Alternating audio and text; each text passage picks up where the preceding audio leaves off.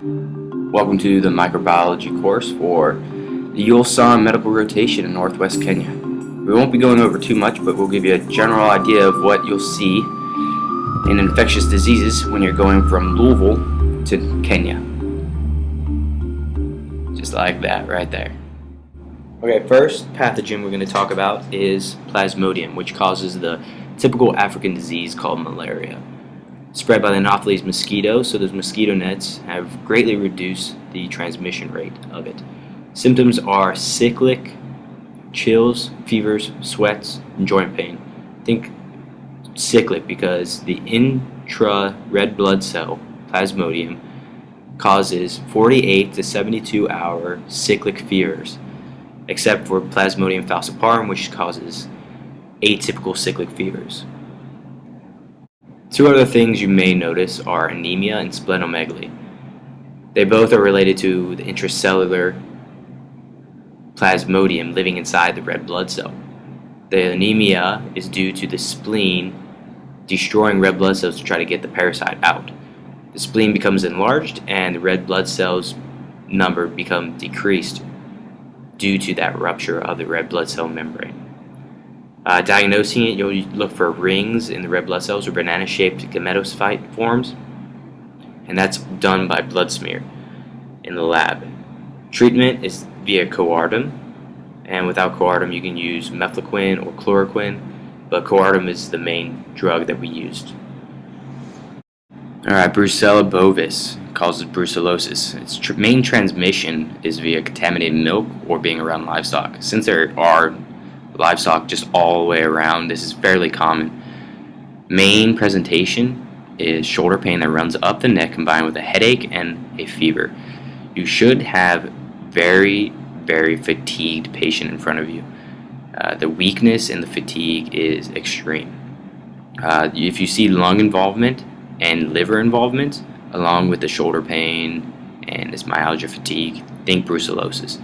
Treatment is an extended treatment of doxycycline, an extended course of doxycycline. So the next disease we're going to be talking about is schistosomiasis, and it's caused by the river fluke schistosoma. What happens is our patients go swimming in infected water, and when they get all pruny from being in the water too long, the schistosoma flukes go through the skin into the portal veins and mate there. Then after mating there, they spread out into the intestines and into the bladder, where they bury into the mucosa. This causes the fever, the upper left and right abdominal pains, bloody stools. You can also see dysuria, cystitis, bloody urine because of all the locations they've put themselves into the mucosa. Diagnostically, you want to see eggs present in the urine, and I've shown a picture of the eggs on the right side of this slide. You can also see places where they've delved in. It's kind of like a rash. It's just a bunch of little bumps spread throughout the body.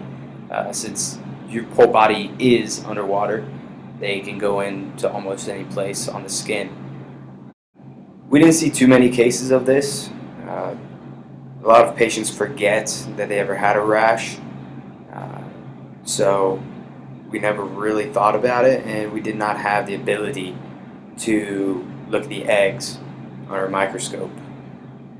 Treatment is praziquantel, but try to get a good viewing of the eggs because greater than 90% of patients taking praziquantel have some type of adverse GI effect, either whether it be cramping, diarrhea, or something of the like.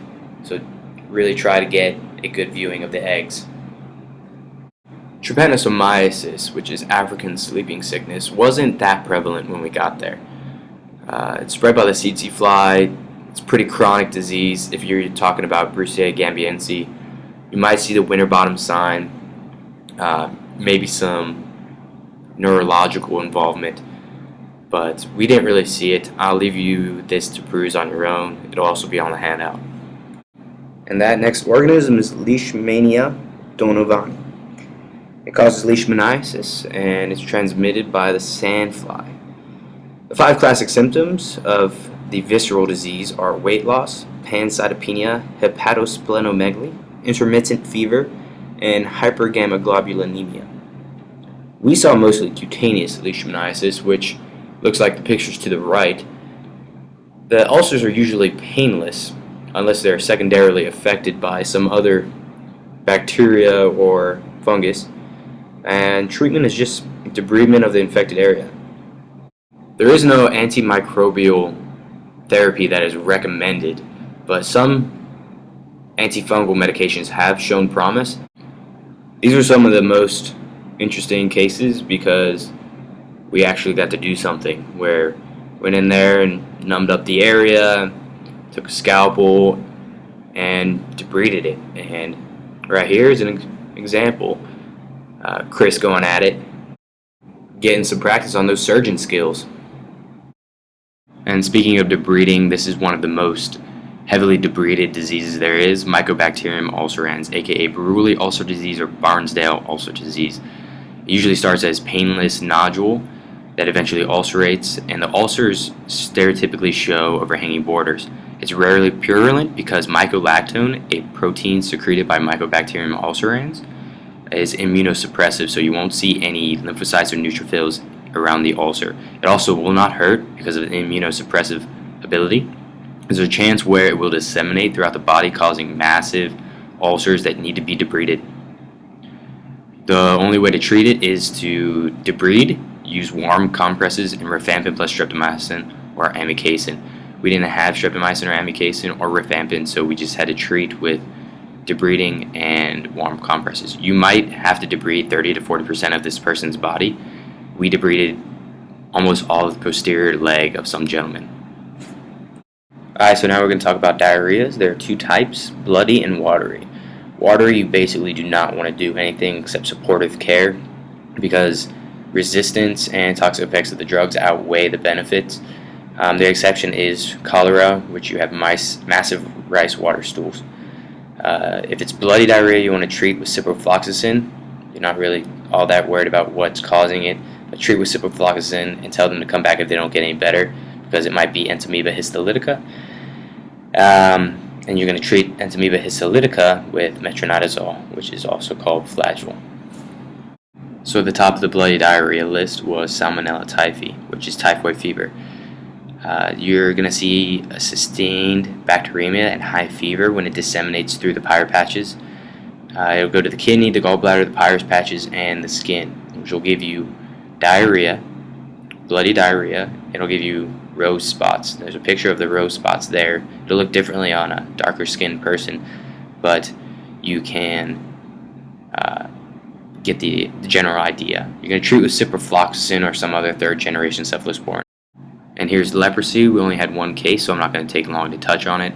It's hypopigmented flat macules, but then the lesions eventually start becoming raised and there's a loss of sensation.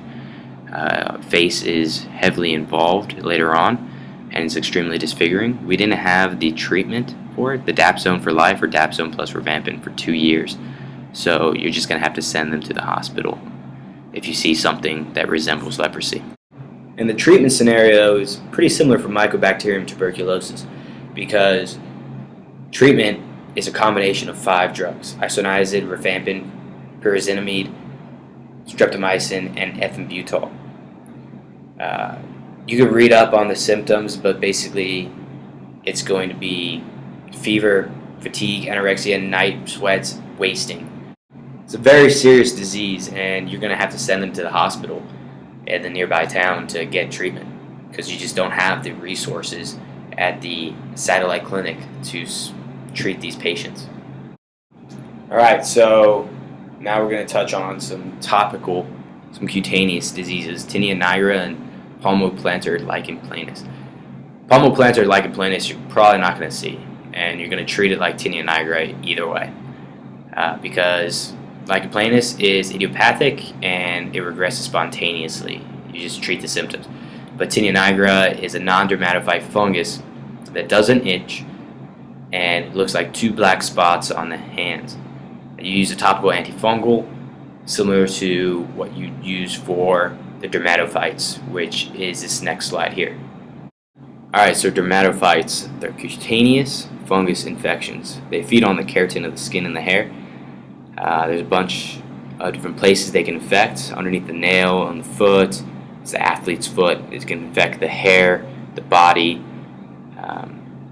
Treatment is topical butenofine unless it's underneath the nail or there's extensive involvement. If either of those are the case, you're going to have to use oral terbinafine for 2 weeks to 4 months recommended. You'll have a lot of patients come in and say worm, worm, worm and point at their child's head, but it's not an actual worm. It's ringworm is what they're trying to say, and ringworm is the colloquial term for dermatophyte, for tinea capitis or tinea corporis. Treated the same way as I listed before, topical butenofine or oral terbinafine if it's extensive.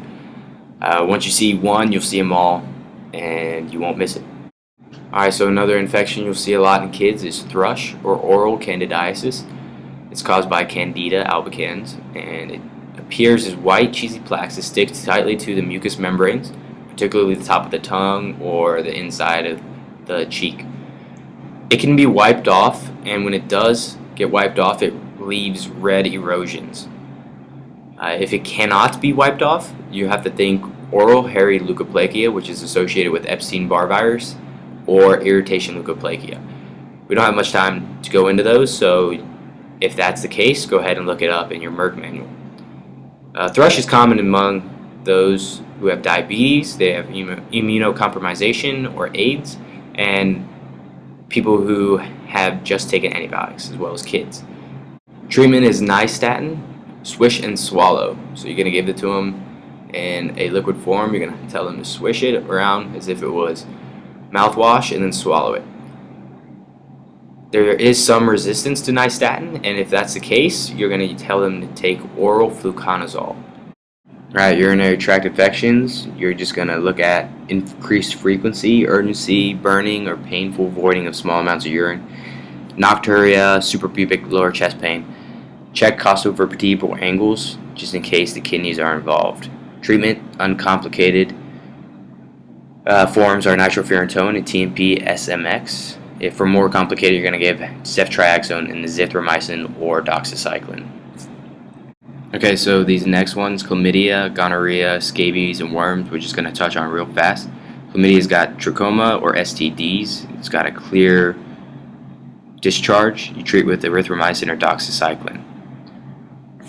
It can also cause an eye infection that you want to treat with azithromycin.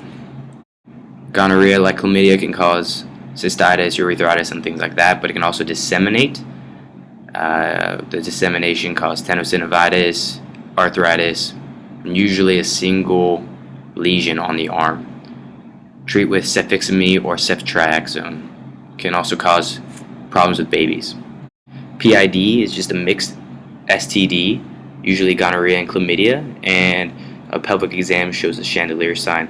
You're going to have to treat with stuff that covers both of those mixed infections, so doxycycline, cefotetan, maybe flagyl included in that.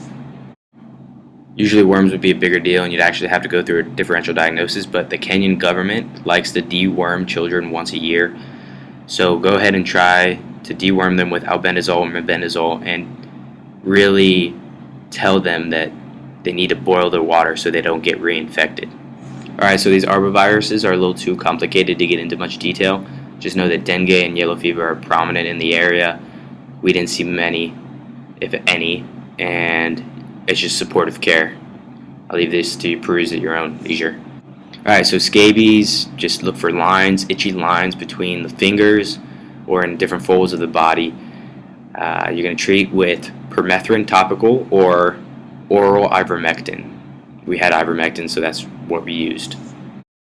And this is just a list of drugs that are safe and not safe during pregnancy, so look at this before you go.